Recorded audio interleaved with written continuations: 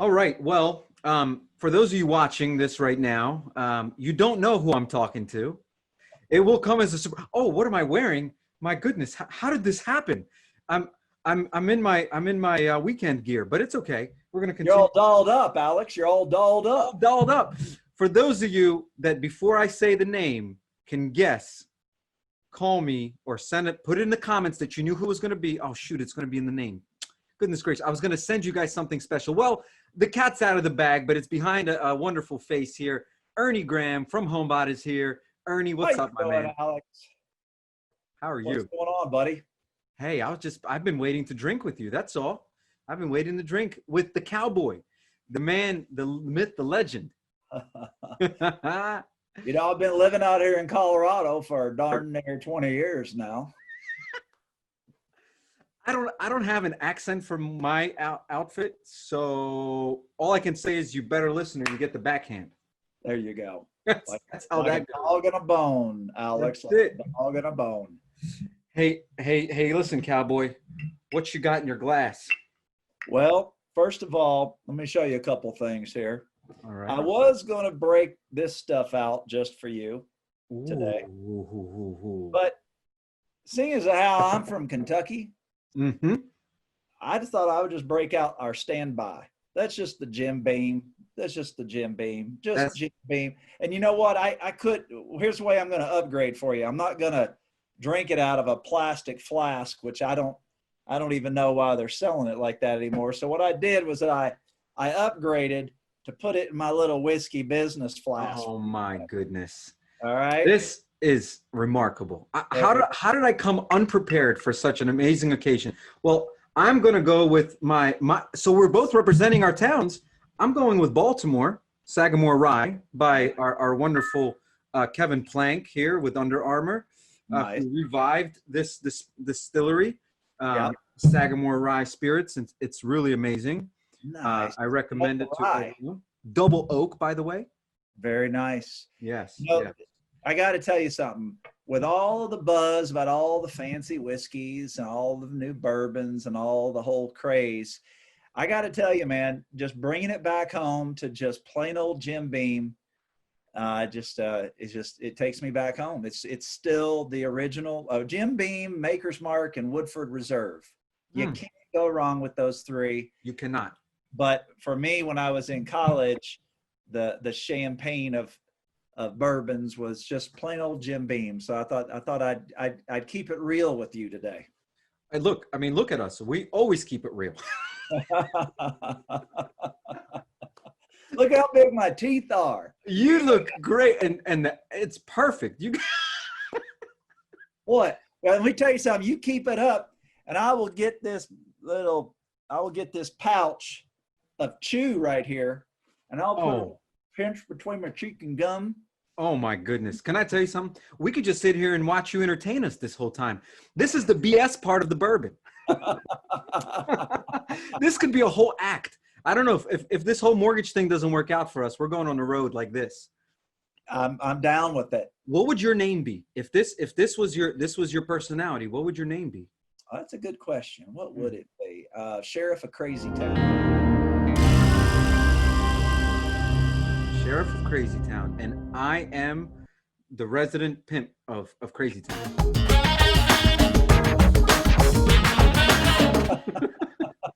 Everyone needs one. Everyone needs one. Indeed they do, Alex. How you been, buddy? I've been great, man. I've been great. My boa has been keeping me warm in the summer. I've been doing well, man. I've been doing great. I know you've been doing great as well, hearing about all the things that you got going on. But how's family? How's life?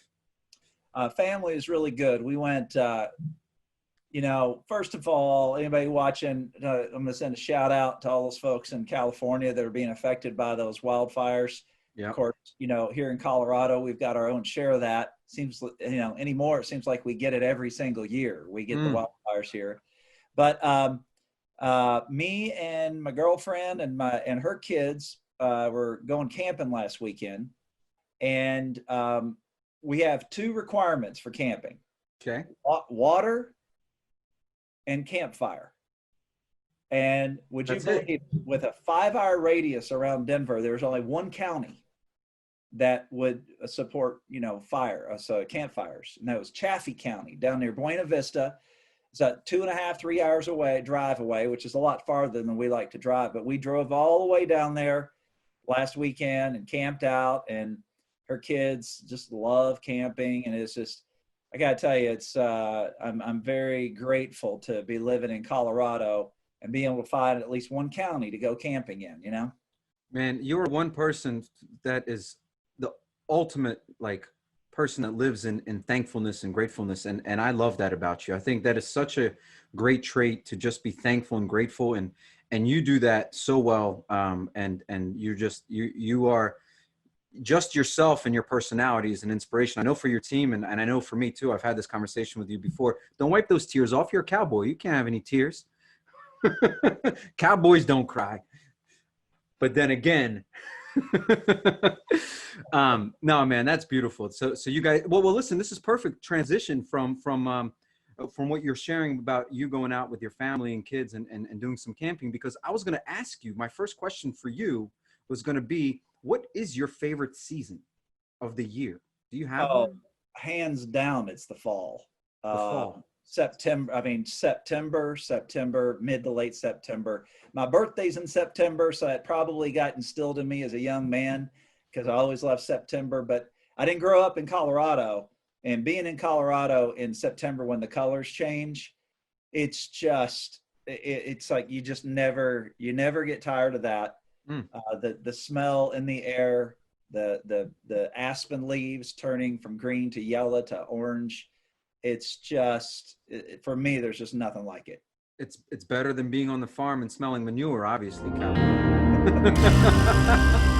So fall, you know what? My birthday's in the fall too. It's in October. So nice. Yeah. Come visit out here.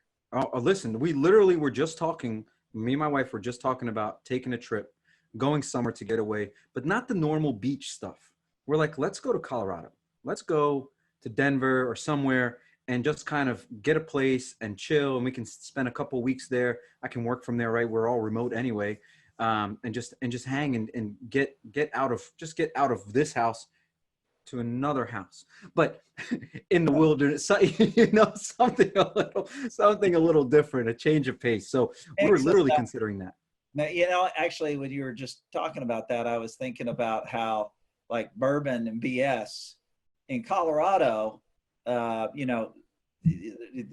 cowboys, and it used to be, before Advil and Aleve and, the types of pharmaceuticals to fix it. It was like, you remember that Chris Rock, I think it was Chris Rock, talked about Robitussin, how all their family has Robitussin. You break your arm, here's some Robitussin. You got a headache, some Robitussin. Yeah. Actually call it Tussin. Just take some Tussin. Take some Tussin. Well, in Colorado, that's whiskey. You got something that ails you, have some whiskey. That's it. You got a woman that's broken your heart, have some whiskey. You got a headache, have some whiskey. You break your heart, have some whiskey. Whiskey solved it. Whiskey used to be the simple solution to everything. Everything. Where did we go away from such a simple solution? It was definitely and all these other medicines and pharmaceuticals. Come on, this is the answer. I'm not drinking my flask here. You're not. I was wondering what that is. I was like, does he have to be on a horse to drink it or something? So listen, growing up, cowboy, what was your favorite cartoon? Do you remember? And then what are your favorite cartoons for the kids these days that your girlfriend has? Well, my favorite cartoon, it's kind of funny because when I was little, there were only 3 stations. I'm a lot older than you, as you know, Alex. You don't look it. You don't look a day over 30. But there were 3 channels: ABC, CBS, NBC, and I'd always get up super early on Saturday morning to watch my cartoons. Okay. And while I loved me some Roadrunner, I loved Roadrunner and Wile E. Coyote. I love that. I also love the Flintstones and the Jetsons. I love those 3. That all came on Saturday morning? Those were all on? Yes. Okay. But I got to tell you something. My dad worked for IBM for 30 years, but he was actually his real dream was to be an auctioneer. Mm. And yep. and he had to actually sort of table his dreams to raise a family, and and work for IBM, and IBM was good to him, and and us in terms of the benefits and the job and all that. But that wasn't his dream. He got stuck in that, and because he had to pay the bills, right? I was the sort of the unexpected. I was an unexpected baby. So what he did throughout me growing up, every Saturday morning we'd go to auctions. And I grew up in Lexington, Kentucky, so we'd go to auctions around. So every morning he'd snatch me out from in front of the TV with my honeycomb and drag me to auctions all over the state of Kentucky. So I always knew it was coming, so I had to get down in front of the TV as early as possible. So my favorite, to answer your question, Here we go. Was I was going to say Johnny West. It was actually a cowboy. I think it was Johnny West was the name of it. But it wasn't actually a cartoon at all. It was the Western thing that came on before the cartoons. Oh, so it wasn't even a cartoon. No. Look at Johnny you. West. That's why you grew up to be such a cowboy with such a strong chin. You have such a strong chin, cowboy. Look at that chin. That's a chin right there. Mm-hmm. Look at that. So I shaved for you this morning. I had some 5 o'clock shadow working, so I went ahead and peeled that off for you. Well, I appreciate that. And you must have used the straight razor for that? Indeed, I did. And those little things that you dip in one of those numbers. I always saw my dad have that in the bathroom growing up. I'm like, what is that? Is he cleaning is that for cleaning the bathroom out or something? It's so funny. And a little block of soap, to get it all right. My dad did it this morning. I never saw it. My dad had the Barbasol or whatever it was. He had the shit, that foamy. Oh, he did? Yeah. My dad was old school. So I was born in Ukraine, right? You were born in Ukraine? I was born in Kiev, Ukraine. Kiev, Ukraine. Did not know that. Very cool. Nobody would know that when they look at this. It's always a completely different guess. Is the pink fur, is that part of the cultural vernacular in Kiev? This was passed down from my great grandfather. Yeah, it's a little smells a little bit like a little musty. So he, when we came here, like even in Ukraine, but when we came, I was 7 when we came here, I would always see this little thing that looked like a brush in his bathroom. Yeah, I never knew what that. I swear, I was like, man, he's really trying to keep the bathroom clean. Like what is that? And then probably around age 11 or 12, I can grow a beard very fast. I probably could shave it around 12 years old. Alex, let me tell you something. If I stopped shaving today, in about 12 and a half years, I'd have the growth that you have right now, which is probably 2 or 3 days growth. But I'd still have a big bald spot right underneath there. I don't believe you, cowboy. You got some good looking facial hair there, buddy. Yeah, man. I thank my father for this, because he definitely has that perfect facial hair. But that's what I thought. And then I saw him using it and dipping it on some square block. There's a square block that's white. It's like a soap, but it's really just for foam. And he dipped the water and he dipped it on there and he moved it around and then started blotting his face. And I remember going, what is he doing to his face? What is happening right now? I thought this was a cleaning utensil and he's all over his face. Yeah. So that's how I realized, that's how I learned about shaving, seeing my dad paint his face white and then make the white go away, but his beard was still there. Right? Because he always had a beard. And by the way, I don't know if you ever had this experience, scariest moment when your father shaves his beard and you've never seen him that way. I swear I didn't recognize him. I was like 12 or 13 when he did it for the first time. I was like, oh my goodness. I had to put my pimp clothes on and leave. By the way, when you popped back, your stuff almost falls off. Your glasses fall to the edge of your nose there. Yeah. Yeah. Nice. So let me ask you this. Yeah. So that was your cartoon phase.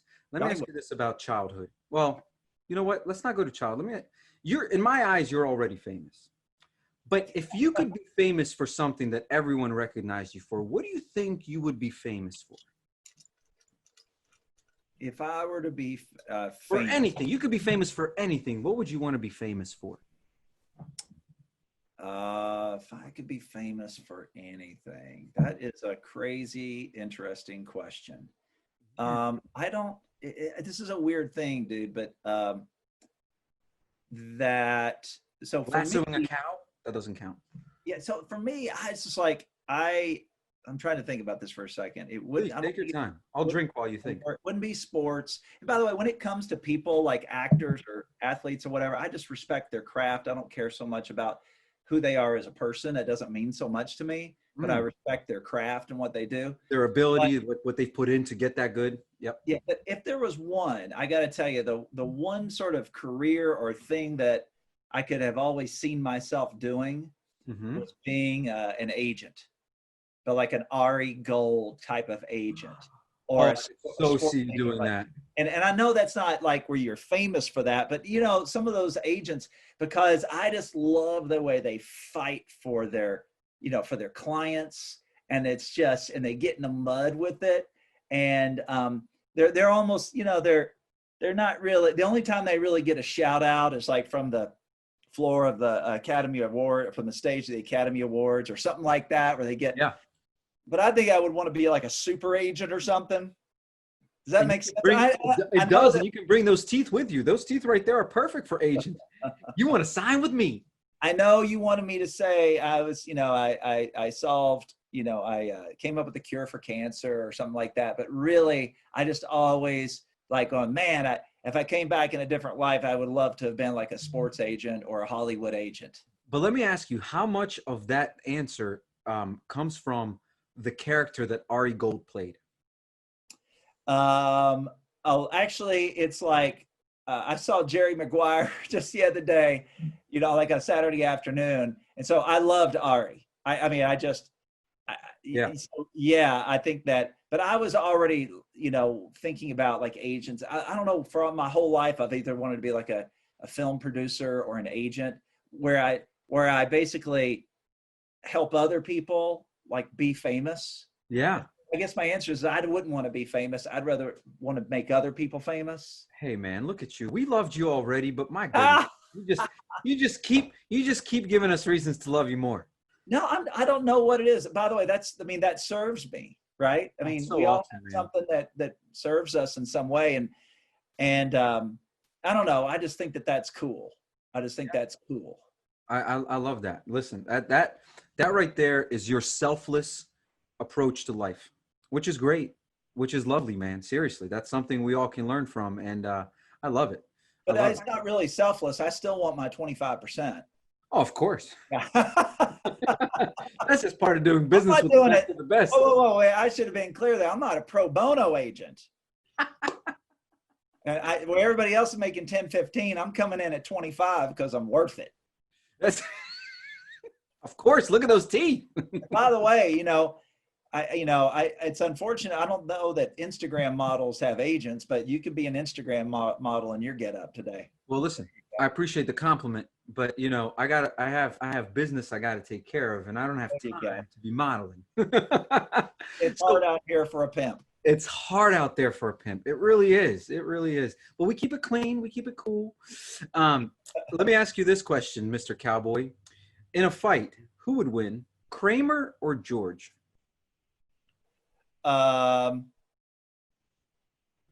George. Yeah, finally somebody believes what I believe. Everyone's been telling me the reach, right?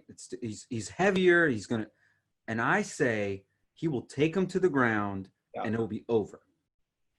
Yeah, you got the jab. I mean, it's the world's greatest jab. Mm-hmm. George? Yeah.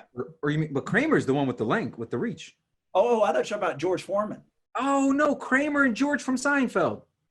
Oh. Come on, yeah, I wouldn't be asking you about boxing. Who cares about that? I'm talking about some crazy fantasy stuff. You said take him. You said take him. So I was just like, I was thinking boxing. I was thinking fighting. Okay, it's okay. You went there, but let's go to Seinfeld. Kramer and George, I think that Costanza would be. I think Kramer would come out flailing like crazy. Yeah. And Costanza would cover up, and then he'd get in there and he'd just like, He'd work him. Kidneys, or he'd work him in the midsection. He'd get in there, and Kramer couldn't get him off him. He'd just be in there, right? I'm with you, man. I'm with you. I've been getting different feedback, but I'm with you. I'm just refilling my glass, by the way, because it's getting low. I started with the full flask, so if I have to refill this flask, we got bigger issues. Yeah, the answer to my last question will be different if you finish that flask. So here, let me ask you a different question. This is another fun one. Uh-huh. Is a hot dog a sandwich? Categorically not. A hot dog is a hot dog. A hot dog is absolutely not a sandwich. You can't cut a hot dog into 4 squares. You cannot cut a hot dog diagonally where you get a sharp corner and and it's like there's just something about the sharp corner when you cut a sandwich at a diagonal, and it's like, you know, the hot dog is just the hot dog. And growing up, my mom would play tricks every once in a while where she'd take a hot dog and cut it long ways and sideways and then lay those things out and make a sandwich out of it. And I was like, that ain't right. You can't, that's not a hot dog. I mean, that wasn't a sandwich. That's something that's just not found in nature anywhere. But categorically, a hot dog just can't be a sandwich. It can't be a sandwich. What a great answer. So I call it a vertical sandwich. A vertical sandwich. That's my new name for a hot dog. It's a vertical sandwich. I think a hot dog is a hot dog. It's a hot dog to itself. And can I tell you something? I believe a hot dog is the American food. Everybody says burgers. I say hot dog. I don't know. What would the Germans say about that as it relates to their brats? I guess you know what? They probably eat. I don't know the history on this, but I'm guessing that the bratwurst was probably never really intended to be on a bun. That's Correct. just Americans bastardizing the brat. Does that make sense? It does. I agree with you. So I would say that the Germans would say Americans have hot dogs, we have brats. Like they would not want to even be put in the same arena. I agree. As a hot dog. They would probably find offense to the fact that we even put them in the same conversation. When I go to Oktoberfest and I ask for ketchup on my bratwurst, I get that. You get the look. You get the look. Yeah, no. So sticking with food, right? This is a staple question we must ask because we're keeping count here. A pineapple's on pizza, yes or no? Absolutely not. Oh, No. I was going to put money on the fact that you'd say yes. I'm so glad I didn't. Oh my gosh, just get out of it's like, I know this has been a hot topic for a while. It's just like, you don't put fruit on a pizza. Go make me spit up my bourbon. Why not? Fruit? Do you put fruit on your hot dog? I do not put fruit on my hot dog. By the way, have you ever been to Italy? You ever been to Italy? I love that pronunciation there. It's perfect. Do they put fruit on pizzas in Italy? I don't know, to be honest with you. I've never seen it. I've never seen it. Actually, their pepperoni is actually like a pepper. I remember going in, I was ordering it. I was in Italy and ordered a pizza, and I was like, I just want a pepperoni pizza, and I ordered it, and I was like, the pepperoni de pizza or whatever it was. Did you really say that? I did. Yeah, I was trying to say it, and I get this big pizza with peppers all over it. And I go, and that's what it reads pepperoni in Italian. That actually means a pepper, not a pepperoni. Can I get a pepperoni? They're like, pepperoni. Okay. Pepper. Yeah. And get the pepper. Yeah, no fruit on pizza, Alex. Seriously. No fruit on pizza. That's it. You're point blank. That's against the rules of food.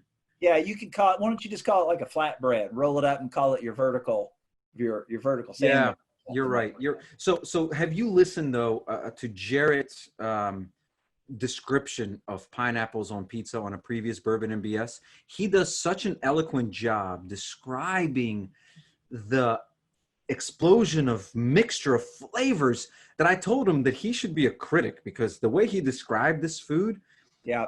I was ready. And somebody commented on his saying they're ready to run out and eat it now. So I recommend, before you make a final verdict on this, because I believe you already have, take a listen to his explanation and see if you change your mind a little bit. You know, even if I liked it, I wouldn't admit it. But if I did like it, I wouldn't call it a pizza. That's just not a pizza. It's something else. It's a fruit sandwich. Roll up. It's a fruit roll up. It's a fruit roll up. It's a crepe. It's just not. You are so cultured, cowboy. I never knew cowboys were so cultured. It's a crepe. And then you're Scottish all of a sudden. A little Scottish, a little French. It's a crap. Not a crepe. Yeah. Crazy. Yeah, I always read it as creep. I'm like, I don't want any creeps. I'm done. I don't want any creeps. Crap. That's the way we say it now. We're opening a crap restaurant. Oh man, I love this. This is I could do this forever. Woo! Oh, that's good. That Yeah. right there. That right there will grow the some hair on your chest. It makes me want to sing some Willie Nelson. Please, we would all enjoy that. I got to get drunk and I sure do dread it because I know just what I'm going to do. There you go. Ernie, I swear, man, this is the best. We could make this a national show. You know that, right? This can happen. You could. I'm good for one of these a year. One a year. I'll take you up on that. I'll take you up on one of these. By the way, and the reason I say this is that you're 4:30 East Coast time. You're just getting a start on your happy hour. I'm still in the middle of my day. You've brought us to the last question of the conversation. This is what we always ask at the end of these calls. You ready? Yeah, bring it to me. Do the rest of the day. What am I going to do? Well, first of all, I'm going to take my girlfriend's little boy to soccer practice. Please have a few more drinks before you go. That's not for like 3 hours. You know what I'm going to do for real? I got some work stuff. I'm going to go clean my golf clubs on the back. I haven't cleaned my golf clubs all summer long. I've been playing a lot of golf. I got, the grass all clumped on there, and I'm going to go back on the porch and just, it's a very therapeutic thing where you just take some of that, the little golf club cleaner brush, the steel brush. I have no clue what you're talking about, but keep going. You clean the grooves out. Yeah. And then you dunk it in some warm water and you clean it off, and it's just therapeutic. Are you going to have your flask with you? I may or may not have my flask with me. I may or may not have my flask. Do you get your eyebrows from your dad? Because those are some real eyebrows, right? Whoa, baby. Whoa. Whoa. That's a serious cowboy right there. Do one of those looks. You remember those looks in those movies where the cowboy's sitting down at the table and somebody approaches him and he goes and you don't see his eyes and he just looks up. Oh, like this. What's it? That's it. That's the one. That is so scary. That's the one right there. You know there's a shootout coming. Wait.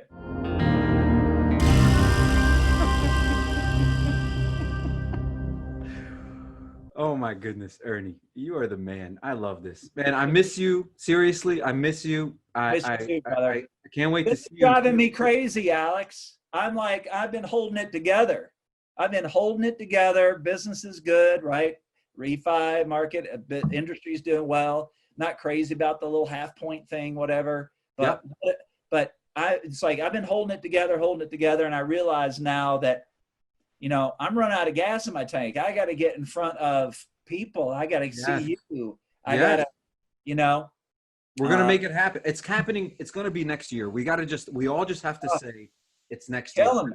I miss you all. Just the camaraderie that we have when we're out and about together, and the chemistry between the group of people in this industry, which is remarkable, by the way. It truly is remarkable, the family that we've built.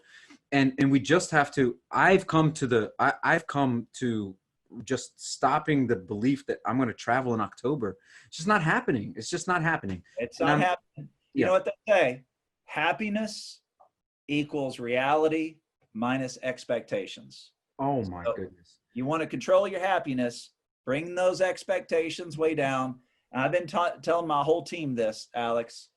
End of the war plus 6 months. End of the war plus 6 months. And so historically, when a war ends, there's a temptation to declare victory. End of the war. But in reality, it takes time for troops to withdraw and for new normals to be established. But I think that with the pandemic, the end of the war will be the mass production of a vaccine. And let's just say for a second that that's going to happen by the end of the year. Yep. End of the war plus 6 months means we're looking at next June. Yep. So go ahead and just put that in your pipe and smoke it. It's we're gonna have to deal with it until next June. Yeah. And set your expectation next June before we get to go and be and hug each other and spend time with each other. I can tell you one thing. I'm gonna hug you a little bit longer. I'm gonna have one more bourbon with you when I see you. 100%, man. Enjoy that just a little bit more when we get to do this all over again. I agree with you 100%. It's going to be well overdue, but I got to tell you, this is going to bring humanity closer together. I think this entire experience. Can I tell you something? This is really interesting, and then we'll wrap this up unless you have some more things to say afterwards. The entire world, my world, okay? This is in my world. We've gotten so much closer by being apart. And it has honestly created this atmosphere, this feeling of camaraderie that you couldn't replicate. The amount of time I spent with my kids, I would never be able. I had 11 flights by February in 2020. 11, right? And it would have continued. The amount of time we're spending with our family, friends, and relatives and finding ways to engage. I've spoken to more friends that are out of country or out of state in the last 5 months than I have in like 10 years. And it made me miss people, and it made me think about people, and it made me want it to be closer to people in a different way. And so when we all do get back together, I echo your sentiment exactly. Here, buddy. Look, that's why we have drinks in our hands, my friend. This is why, right there. So, you are the sheriff of crazy world or land or town? I'm sheriff of crazy town. Our God. You keep that town safe, my friend. We need people like you. Will do. I love you, man. Love you right back at you, man. Love you, and have an enjoyable rest of the day, cleaning your golf clubs and taking your kid to soccer. And I'll catch you soon, cowboy. All righty. Have a good one. See ya. See ya.